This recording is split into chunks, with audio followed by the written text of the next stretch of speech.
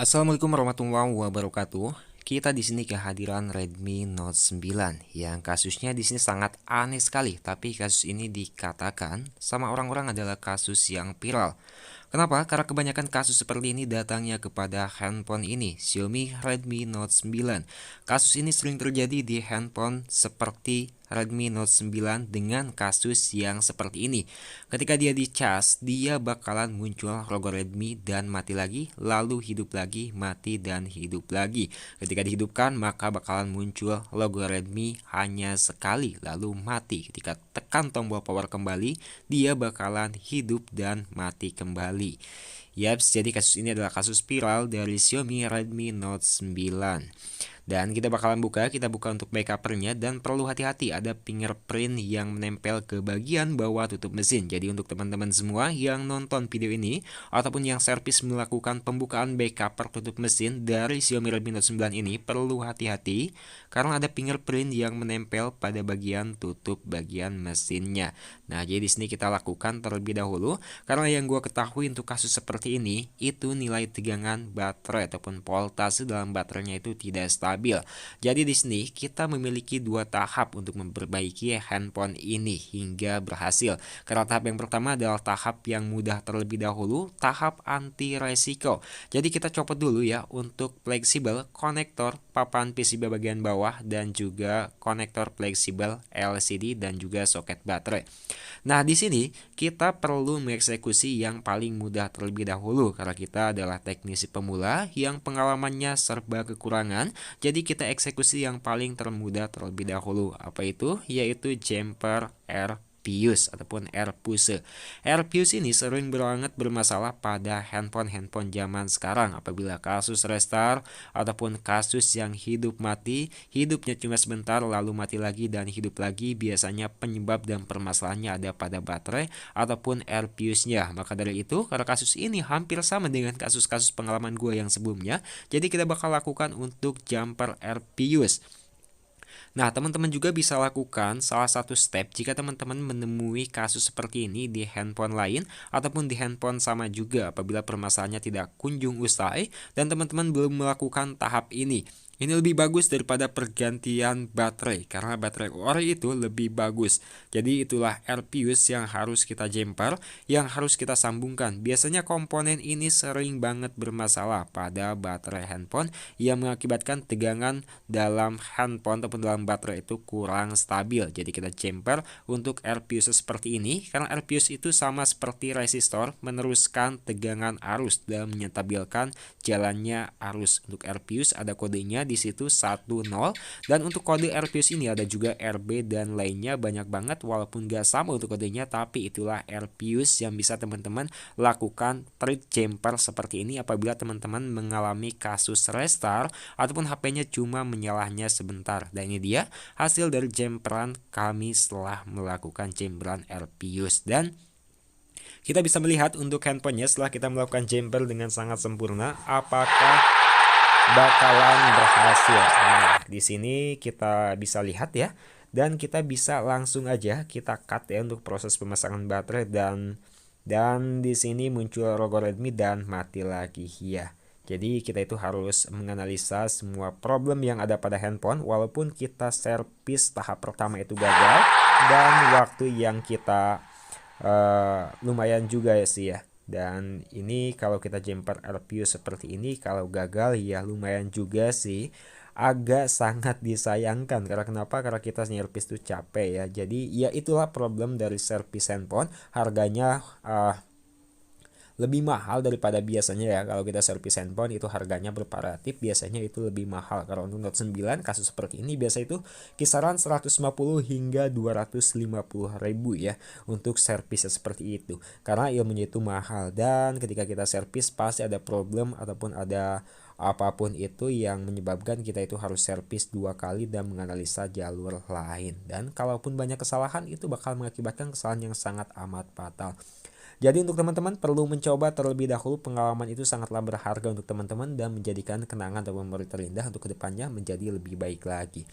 Jadi di sini kita bongkar aja, gundulin semua mesinnya, kita bongkar dan di sini kita hidupkan ya, nyalakan untuk blowernya teman-teman. Di sini kita siapkan juga untuk papan PCB, tempat PCB seperti ini biar ketika kita melakukan eksekusi itu tidak goyang dan tetap stabil. Nah, jadi kita bakal melakukan eksekusi bongkar kaleng, yang ada di bawahnya itu adalah IC RF, IC sinyal 4G ya. Jadi inilah kasus viral yang sering ada pada Redmi Note 9. Jadi kalau Redmi Note 9 tuh kasusnya kayak begini, di casnya restart seperti itu, dan ketika dihidupkan dia hanya muncul logo Redmi lalu mati kembali ya. Teman-teman harus ingat, wah IC RF-nya nih, itu kasus viral, ini pasti ICRF-nya. Dan di sini kita bakal buktikan apakah ICRF yang bermasalah atau tidak. Kita bakal buktikan tanpa proses pergantian. Di sini kalau kita mencopot untuk bagian kaleng penutup IC ini dengan menggunakan cutter itu sedikit sulit sekali. Blower ini sudah kecepatan panas yang lumayan panas banget. Jadi kita di sini menggunakan bantuan dari tang khusus buat PCB, tang kecil kayak begini, itu sangat bagus sekali. Atau teman-teman jika tidak memiliki tang seperti ini, teman-teman bisa menggunakan guntingan kuku ya, yang bisa teman-teman gunakan. Dan inilah adalah tampilan dari si IC RF, IC 4G yang sering bermasalah pada handphone Redmi 9 ini.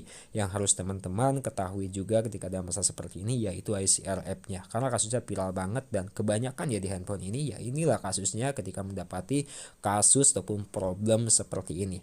Di sini kita bakal tanpa melakukan pergantian, ini nggak tahu kita bakal bertahan lama atau tidak, tapi apa salahnya kalau nggak ada barang dan user butuhnya itu cepat, kita bisa lakukan rehot terlebih dahulu. Apabila terjadi masalah kembali, ya kita wajib menggantinya dengan menambahkan biaya. Karena kalau rehot itu kita bilang aja ke user, di rehot, dipanasin, dan alhamdulillah don berhasil.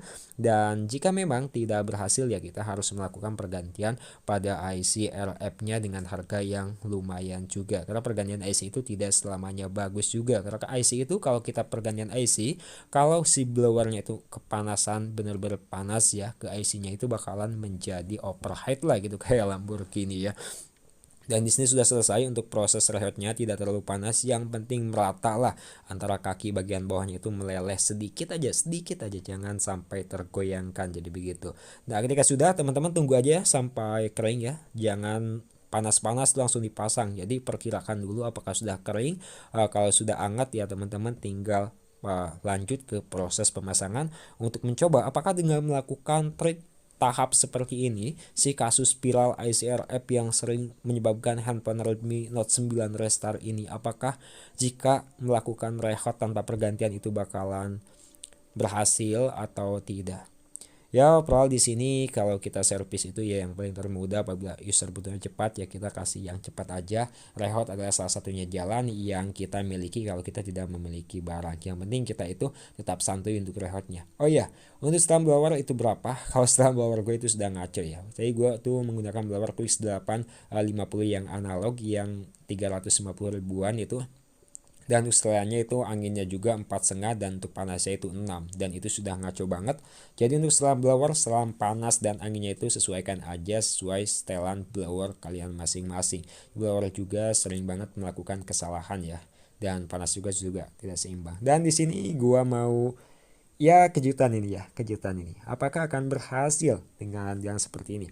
Oh ya maaf, kuku gua yang terlalu kuning karena itu sering banget terkena si thinner ya, dan si plug si blower light. Itulah banyak lah kalau servis sepedaan, kuku itu bermaksud untuk membuka back cover, jadi nggak gua potong untuk si kukunya. Dan di sini alhamdulillah kayaknya di sini berhasil nih, soalnya Redmi-nya itu lama banget dan nggak mati lagi ya. Seharusnya tadi itu 5 detik mati dan gak bisa nyala lagi. Dan alhamdulillah, mantap, alhamdulillah di sini berhasil muncul nih. Itu artinya sudah fix lah, HP ini sudah bisa menjalani kehidupan selanjutnya dan tidak jadi mati secara permanen, melainkan mati suri. Alhamdulillah di sini untuk handphonenya disuruh masukkan sandi, jadi kita nggak bisa cek prospek lebih dalam lagi mengenai handphone ini. Dan yang tadi kita record adalah ICRF ataupun IC4G. Jadi bisa jadi permasalahan ada pada sinyalnya ataupun tidak, tergantung bagaimana cara kita merehodnya, apakah tenang atau tidak ya. Karena untuk ICRF itu adalah proses menjalankannya sinyal. Kalau dia bermasalah dengan record tadi, maka sinyal itu tidak bakalan muncul. Jadi prosesnya di sini kita lihat aja ya untuk handphone ini apakah sinyalnya muncul atau tidak. Jika kita pasangkan dulu untuk keseluruhan mesin yang ada pada bagian handphone Redmi Note 9 ini. Kita pasang juga di sini untuk susah ini fingerprintnya. Kalau ada bagian paling bawah. Jadi untuk fingerprint di sini ya sangat menghalangi banget ya. Harusnya ditaruhnya di bagian luar gitu, ada lubang dari yang backup bagian mesinnya, tapi di sini enggak. Dan ya perlu teliti lagi sebelum masang, jadi gua bongkar lagi dan gua pasang lagi karena switch antenanya keluar sedikit. Dan alhamdulillahirobbilalamin. Dan di sini ya handphone sudah menyala pun juga sudah bersyukur ya. Kita tinggal cek aja untuk sinyalnya itu apakah masuk atau tidak, karena berhubungan dengan sinyal. Karena kasus ICRF ini berhubungan dengan sinyal 4G, jika bermasalah maka tidak bakalan muncul sinyal. Di sini lihat masih panggilan darurat dan alhamdulillah. Ini rezeki banget sih di bulan puasa yang belum berkah ini. Terima kasih telah menyaksikan video ini, semoga bermanfaat untuk teman-teman semua. Jangan lupa stay terus dan sampai jumpa.